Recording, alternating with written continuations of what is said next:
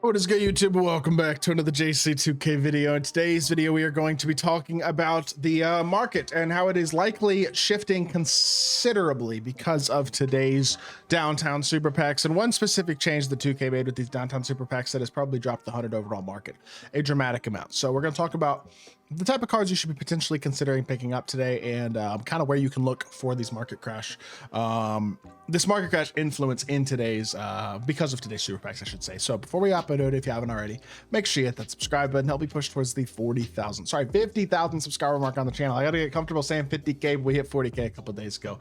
Really appreciate all of y'all's support. Without further ado, let's hop right into it and let's get to discussing. So obviously we have ourselves these downtown super packs, which, I mean, pretty standard, guaranteed pink time and up. They've been pretty decent, right? But the thing that really changed them today was the $100 overall plus topper that 2K dropped in today's downtown super packs, which means every single 100 overall that has been dropped in packs all year is in these packs, which includes Yao Ming, it includes Shaq, it includes KP, it includes Chris Webber, Larry Bird, Michael Jordan, Scottie Pippen, Ben Simmons. It includes the best of the best, and some of those cards are obviously some of the best, most expensive cards in the game.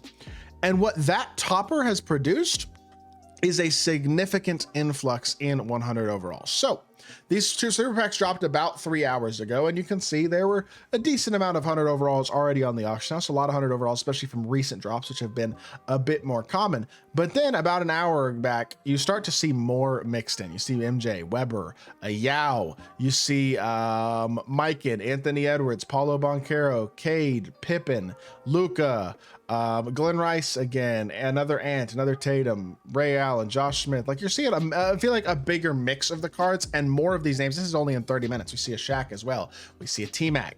We see a Shea, another Luka, another MJ, a Ben Simmons right there. Like, these cards are noticeably more common now, especially these, like, there's another Ben Simmons like 10 minutes later. Like, these cards are clearly being pulled out of packs a significantly larger amount, in large part because I think more people are spending money on these toppers today because they're better toppers, which I understand. Do I think it's ideal?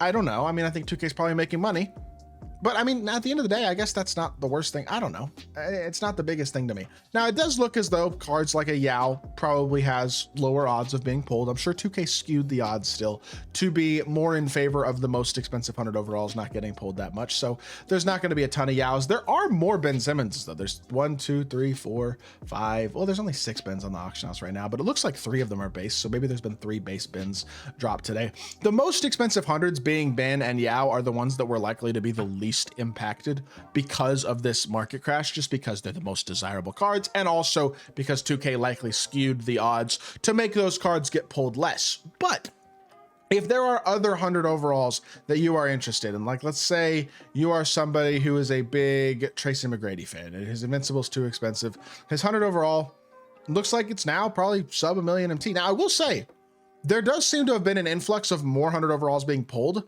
but there aren't still like a ridiculous amount of each 100 overall in the auction house. Now, there's a bunch of Jason Tatums that have been pulled. All of these look like they're base ones as well. 1, 2, 3, 4, 5, 6, 7. 7 base Tatums that look like they've been pulled since super packs dropped.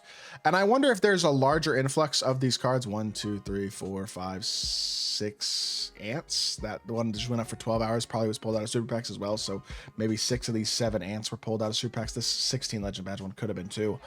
Doesn't look like there's like a hugely dramatic influx where it's like, oh, all of a sudden there goes from there's 2 of these cards to like 30 of them. It's not quite that dramatic, but you are clearly seeing more of them available than were previously available. And so if that means, if you're a guy who wants to pick up Scottie Pippen, he is more readily available than he was yesterday. And with the influx of all of these cards having a larger supply, even if it's not a dramatically, hugely larger supply, that is going to thin out the MT being spent a little bit, which is going to drop cards prices a little bit. Raised supply means the demand is a little bit lower. Well, the demand may stay the same, but the raised supply will drop the price a bit. It's just basic economics. At the end of the day, this is going to have a positive effect on the 100 overall market, and it's going to continue to have a positive effect on the 100 overall market as odds continue to get better over the next couple weeks. And you do have to keep in mind as well, super packs have only been out for 3 hours. Something I mentioned in most of these market crash videos. But people who open super packs are often people who have a lot of money, right? They have a lot of money because they work all day. So a lot of people are probably going to open super packs tonight as well. So we're going to see it in continued influx in these cards on the auction house over the next 12 hours or so, as people are opening them up. And so I think what that's going to produce is a pretty dramatic drop in a lot of these 100 overalls in terms of their price. They're gonna be a lot more attainable, a lot more reasonable to get. And some of the cheaper 100 overalls, like some of the cheap good 100 overalls, for example, like this Josh Smith, for example, he's a good card. He is now probably 300,000 MT. You know what I mean? Like, you can get a lot of these cards that are good, legitimately quality options for super affordable prices now. Mitch Richmond, not a bad card. He's barely over 100K MT right now. Julius Randle, probably not quite as cheap because he's a brand new card, but even he likely will end up being pretty cheap. He's not a bad card. George Mikan, another guy who's probably under 200,000 MT now, who's a legitimately solid card. Like, this is going to produce a drop across the board on top tier cards and not as top tier. Now, do I think the dark matter market is affected all that much by today's packs? I doubt it, especially for the dark matters that people really want. Like, for example, a Dikembe Mutombo is still 412K, 53 minutes left as a base card. He's probably not going to change that much in price today. There's a couple of new like base ones that look like they're up from these super packs potentially, but in general, cards like this probably aren't going to be dropping all that much. But the slightly less desirable 100 or dark matters probably will. Not to mention anything Galaxy Opal and below is just going to be in the dirt. I mean, that's just going to continue to get more and more cheaper and easier to attain. Like, Wemby's still at 530K is kind of crazy to me. But if you look at the super packs in the last 3 hours, one base one here, 2, 3, 4, 5, 6, 7, 8, 9, 10, 11, 12, 13, 14-ish, 15, 16, 17, 18, 19.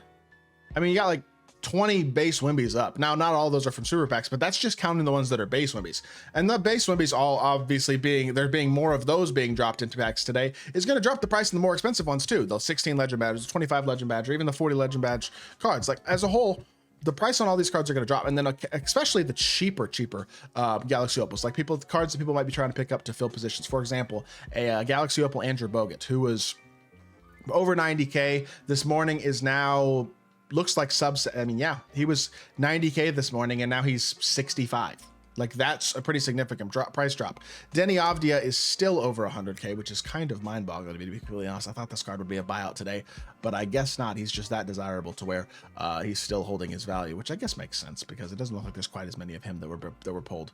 But in general, I think across the board, cards are definitely dropping in price today. I think if there are guys you want to pick up, today's a good day to do it, especially 100 overalls and up. If there are cards you are trying to pick up, I would definitely say that today is a good day to do that. And it will create more attainable cards as well over this week, next week, etc. Like, we're going to have more guys that are dropping into those more attainable price points as these super packs continue to increase the supply of these older 100 overalls that just weren't getting pulled very much at all before today's super packs. So with that being said, I do think this is a positive. I kind of think today's content was a positive for everybody, in all honesty. The money spenders, the not money spenders, the free-to-play grinders with the no money spent cards that came out today. Like, I feel like as a whole, today was a very successful day of content, and it's a day that we need more of in NBA 2K25. So, and obviously going forward into 2K26 as well. So with that being said, that is going to do it for today's video. I hope y'all did enjoy. If you did, make sure you hit that like button, leave a comment, and subscribe.